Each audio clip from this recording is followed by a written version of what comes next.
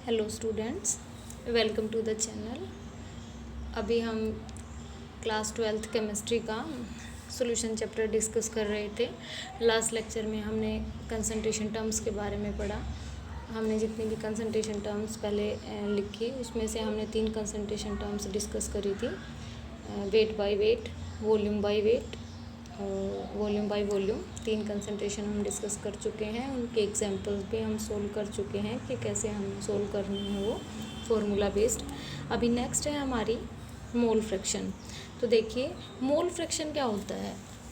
किसी भी सॉल्यूशन में जो कंपोनेंट्स होते हैं वो क्या फ्रैक्शन रख रहे हैं सॉल्यूशन में, यानी कि इंडिविजुअल जितने कंपोनेंट हैं उनका इंडिविजुअल क्या किस फ्रैक्शन से वो कोऑर्डिनेट कर रहे हैं सॉल्यूशन को, उसको मोल फ्रैक्शन बोलते हैं। यानी कि हम ये बोल सकते हैं, जैसा कि हमने पढ़ा था स्टार्टिंग में, कि जब भी हम सॉल्यूशन चैप्टर स्टार्ट कर रहे थे कि जब भी हम सॉल्यूशन में पढ़ेंगे तो वहाँ पे कंपोनेंट 2 या 2 से ज़्यादा हो सकते हैं, लेकिन इस हमारा जो सिलेबस है इसमें हम बाइनरी सॉल्यूशंस के बारे में डिस्कस कर रहे हैं। तो देखिए, जब भी हम कंपोनेंट की बात करेंगे तो किसी भी सॉल्यूशन में कंपोनेंट 2 या 2 से ज़्यादा हो सकते हैं।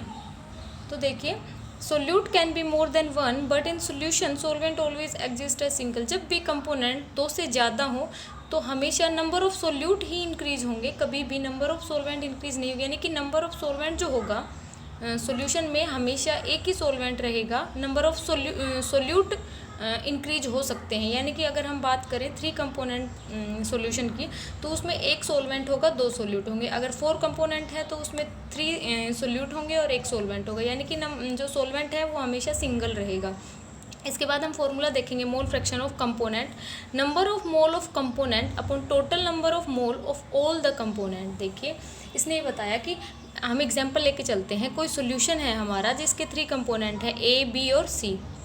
तीनों में देखिए, अगर हमें मोल फ्रैक्शन निकालना है पहले ए का। देखिए, कंपोनेंट में एक सॉल्यूशन में 3 कंपोनेंट अज्यूम किए हमें, इनमें से एक क्या है सॉल्वेंट है और 2 क्या है हमारे सोल्यूट है। तो देखिए, अगर हम मोल फ्रैक्शन निकाले ए कंपोनेंट का तो ऊपर लिखेंगे number of moles of component, यानी कि जिस भी कंपोनेंट का हम मोल फ्रैक्शन निकाल रहे हैं उनके नंबर ऑफ मोल। यानी कि मोल फ्रैक्शन निकाल रहे हैं ए का तो यहाँ पे नंबर ऑफ मोल्स भी किसके आएंगे, ए के। Number of moles of A, N eta A है, बी ईटा बी है और सी एन सी है। इसके बाद number of moles of A हमने ऊपर लिखे upon total number of moles of all the component. Total moles कितने हुए, number of moles of A plus number of moles of B plus number of moles of C. यानी कि जिस भी component का मोल फ्रैक्शन हम निकाल रहे हैं उसको हमेशा ऊपर लिखेंगे और नीचे लिखेंगे total number of moles of all the component present in the solution, चाहे वो 3 हो, 4 हो, 5 हो, जितने भी हो। बिल्कुल इसी तरीके से जैसे हमने ए का निकाला हम बी का निकाल सकते हैं। ऊपर हम क्या लिखेंगे, number of moles of component B, upon में टोटल आ जाएगा। अगर हम सी का निकालें, mole fraction of C is equals to number of moles of component C upon total number of moles of A plus B plus C. यहाँ पे देखिए, जो यहाँ पे ये मोल फ्रैक्शन को दिखा रहा है। देखो, मोल फ्रैक्शन आपको बहुत सारी बुक्स में कुछ ऐसा मिलेगा, इसको जीटा बोलते हैं, जीटा से भी करते हैं और कई बार ईटा से भी रिप्रेजेंट करते हैं। तो ये दोनों ही रिप्रेजेंटेशन किसकी हैं, आपकी मोल फ्रैक्शन की। अगर हम मोल फ्रैक्शन ऑफ ए काउंट कर रहे हैं तो हम इस तरीके से करेंगे और बी कर रहे हैं तो हम इस तरीके से। ये एन ए हमने नंबर ऑफ मोल्स लिख रखे हैं अलग अलग कंपोनेंट के। ये ईटा है जिसे हम मोल फ्रैक्शन को दिखाएंगे। मैक्सिमम टाइम हम जीटा से दिखाते हैं। जीटा ये सिंबल है जीटा का, जैसा कि ये बना रखा है, स्मॉल एक्स जैसा दिखता है। तो यहाँ पे देखिए, zeta represent the mole fraction and its subscript show the component like A, B and C. इसने बताया कि जो जीटा है, ओनली जीटा, वो रिप्रेजेंट करता है मोल फ्रैक्शन को। अगर हम इसकी सबस्क्रिप्ट में ए, बी और सी लिख रहे हैं तो ये दिखाएगा हम कौन से कंपोनेंट का मोल फ्रैक्शन यहाँ पे फाइंड आउट कर रहे हैं। इसके बाद देखिए, for a solution containing ith number of components, यानी कि हम एक ऐसा सोल्यूशन अज्यूम कर रहे हैं जिसमें बहुत सारे कंपोनेंट हैं। यानी कि हम उसको मान के चल रहे हैं, लेट करके चल रहे हैं कि ith कंपोनेंट उसमें इन्वॉल्व है। तो यहाँ पे देखिए, एक्स आई सॉरी जीटा आई, यानी कि ith कंपोनेंट का मोल फ्रैक्शन हम कैसे निकालेंगे। यहाँ पे number of moles of ith component upon total number of moles of all component present in the solution. यानी कि ये आप समेशन करके निकाल सकते हैं। ऊपर जिस भी कंपोनेंट का हमें मोल फ्रैक्शन निकालना है upon total number of moles of all the component present in the solution. तो इस तरीके से हम मोल फ्रैक्शन निकाल सकते हैं किसी भी सॉल्यूशन का। हमें पता होना चाहिए उसमें कितने कंपोनेंट प्रेजेंट हैं एंड कितने कंपोनेंट प्रेजेंट हैं, और दूसरा कितने नंबर ऑफ मोल्स प्रेजेंट हैं उन कंपोनेंट्स की। ठीक है, तो इसी तरीके से देखिए, हेलो, एक चीज़ और याद रखनी है हमें। यहाँ पे देखिए, in a given solution sum of all the mole fraction is unity. ये इस लाइन का क्या मतलब है, इसमें बताना चाह रहा है कि जितने भी हमारा जो सोल्यूशन है उसके कंपोनेंट कितने भी हो सकते हैं, नंबर ऑफ कंपोनेंट्स, लेकिन हमें ध्यान ये रखना है कि जो टोटल मोल फ्रैक्शन होगा किसी भी सोल्यूशन का वो हमेशा क्या रहेगा, यूनिटी रहेगा। यानी कि हम ये बोले जीटा 1 प्लस जीटा 2 जीटा 3, यानी कि आइए जितने भी हमारे नंबर ऑफ कंपोनेंट्स हैं सॉल्यूशन में उन सब का जो मोल फ्रैक्शन होगा वो 1 होगा। देखिए 1 क्यों होगा, क्योंकि हम जो निकाल रहे हैं मोल फ्रैक्शन वो एक फ्रैक्शन है किसी भी इंडिविजुअल कंपोनेंट का एक सॉल्यूशन के अंदर। यानी कि एक पूरे सॉल्यूशन में वो कितना कंट्रीब्यूट कर रहा है, कंपोनेंट ए कितना कंट्रीब्यूट कर रहा है, बी कितना है, सी कितना है। सॉल्यूशन तो एक ही है, यानी कि जो टोटल मोल फ्रैक्शन होगा वो तो क्या होगा, 1 ही होगा। हम निकाल रहे हैं ये तो सिर्फ फ्रैक्शन है, ये क्या है, फ्रैक्शंस हैं अलग अलग सोल्यूट के, सॉल्वेंट के, जितने भी कंपोनेंट हैं सॉल्यूशन के। लेकिन सॉल्यूशन तो क्या है, 1 है ना, तो ओवरऑल जो टोटल होगा वो क्या होगा, हमेशा 1 होगा।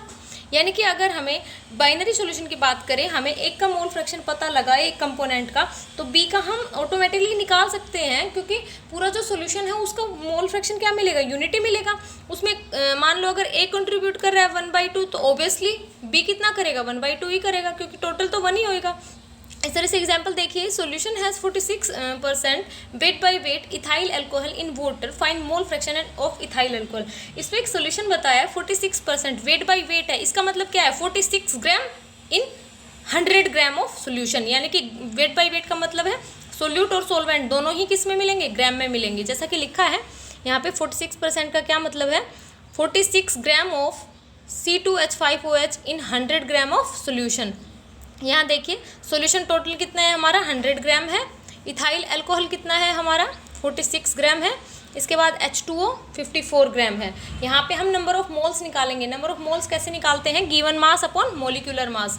यहाँ पे देखिए इथाइल अल्कोहल का गिवन मास कितना है, 46 ग्राम, और इसका मोलिकुलर मास कितना होगा, C2H5OH का हम निकाल भी सकते हैं इंडिविजुअली। कार्बन का 6 हो गया, 12 + 5 + 16 + 1 कितना हो गया, 46 ग्राम। इसी तरीके से H2O का वाटर भी कितना है हमारे पास, 54 ग्राम। यानी कि पूरा सॉल्यूशन है, सॉल्यूशन में सॉल्वेंट कितना आ गया, अगर ये 46 आ गया इथाइल अल्कोहल, तो वाटर कितना बचा हमारा, 54 बचा ऑटोमेटिकली। इसके बाद देखिए यहाँ से हम निकालेंगे नंबर ऑफ मोल्स वाटर के निकाल लिए हमने, इथाइल अल्कोहल के निकाल लिए। इसके बाद हम यहाँ पे इसके मोल फ्रैक्शन फाइंड आउट करेंगे, किसका, इथाइल अल्कोहल का। फॉर्मूला क्या है हमारा, number of moles of that component upon total number of component. यानी कि इसके मोल्स कितने हैं, 1, टोटल मोल कितने हैं सॉल्यूशन में, 1 + 3 4, तो ये कितना आ गया हमारा 0.4। यहाँ पे देखिए, यहाँ पे देखिए जो हमारा इथाइल अल्कोहल है उसका जो मोल फ्रैक्शन आ गया वो कितना आ गया, 0.25। अगर इसी तरह वाटर का निकालेंगे तो नंबर ऑफ मोल्स कितने हैं वाटर के, 3, टोटल नंबर ऑफ मोल्स कितने हैं, 4, कितना आ गया 0.75। इसी तरीके से अगर हम अलग अलग ना निकाल के, अगर हमें इथाइल अल्कोहल का मोल फ्रैक्शन पता लगता है यहाँ से, तो हम वाटर का निकाल सकते हैं। 1 - mole fraction of ethyl alcohol is equals to कितना आ गया, 0.75, जो कि सेम है। तो इस तरीके से हम मोल फ्रैक्शन निकाल सकते हैं। इसके बाद देखिए हमारा जो नेक्स्ट है कंसंट्रेशन टर्म वो है पीपीएम। पीपीएम में देखिए पीपीएम की फुल फॉर्म होती है पार्ट्स पर मिलियन। जैसे कि मैंने आपको बताया था पीपीबी हो तो पार्ट्स पर बिलियन। पार्ट्स पर मिलियन है कि मिलियन क्या होगा हमारा 10⁻⁴ कितना होता है 6। ये जो पीपीएम है ये कंसंट्रेशन टर्म बहुत ही स्मॉल कंसंट्रेशन के लिए यूज़ होती है, मतलब बहुत ही छोटी क्वांटिटी के लिए। इसका जो फॉर्मूला हो गया number of parts of components upon total number of parts of all component of the solution into 10⁻⁻�6। Example देखिए इसमें बताया है शुगर 2 ppm इन सॉल्यूशन। देखिए कितने भी ppm हो, ppm का मतलब कितना है 10⁻⁶, यानी कि कितना 2 किसमें 10⁻⁶ में, यानी कि 2 ग्राम ऑफ शुगर किसमें 10⁻⁶ ग्राम ऑफ सोल्यूशन में। इसका मतलब इसे 2 ppm का मतलब ये अगर 5 ppm होता तो 5 gram of sugar in 10⁻⁶ gram of solution. तो नंबर ऑफ ppm कैसे निकालेंगे, mass of solute, number of parts of component, जैसे लिखा मास ऑफ सोल्यूट। अगर हमें यहाँ पे निकालना है number of parts of component, तो कैसे निकालेंगे हम, mass of solute upon mass of solution into 10⁻⁶। ये जो है पीपीएम के फॉर्मूला लिखा है, इस पे बेस्ड हम न्यूमेरिकल भी सोल्व करने आएंगे हमें कि आगे हमें न्यूमेरिकल कैसे सोल्व करने हैं। जैसे हमने यहाँ पे पीपीएम यूज़ किया यानी कि मिलियन यूज़ किया, यहाँ पे इसी तरह पीपीबी भी यूज़ कर सकते हैं। ये आपकी दो कंसंट्रेशन टर्म्स हुई हैं आज, पीपीएम या फिर पीपीबी बोले, पीपीबी भी बोल सकते हैं अगर पार्ट्स पर बिलियन लेंगे तो। और एक हमने मोल फ्रैक्शन यहाँ पे सोल्व किया। इसके बाद हमारे जो कंसंट्रेशन टर्म्स हैं वो बची हुई है मोलैरिटी, मोलैलिटी, नॉर्मेलिटी। ये जो 3 कंसंट्रेशन टर्म्स हैं ये बची हुई है। नेक्स्ट लेक्चर में मैं कोशिश करूँगी आपका कंप्लीट कराने की कंसंट्रेशन टर्म्स। इसके बाद हम नेक्स्ट टॉपिक की तरफ प्रोसीड करेंगे। सॉल्यूशन जो है आपका बहुत ही बड़ा चैप्टर है, तो इसलिए हमें टाइम लगेगा इसमें। ऐसा नहीं है कि हम 4-5 लेक्चर में इसको पूरा कर दें, तो हम इसको अच्छे से एक एक टॉपिक को समझ के न्यूमेरिकल करके साथ में, ना कि हमारे क्लास 12th की बल्कि हम कॉम्पिटिटिव एग्ज़ाम के लिए भी तैयार हो सकें, ये हमारी कोशिश रहेगी। तब तक के लिए बाय।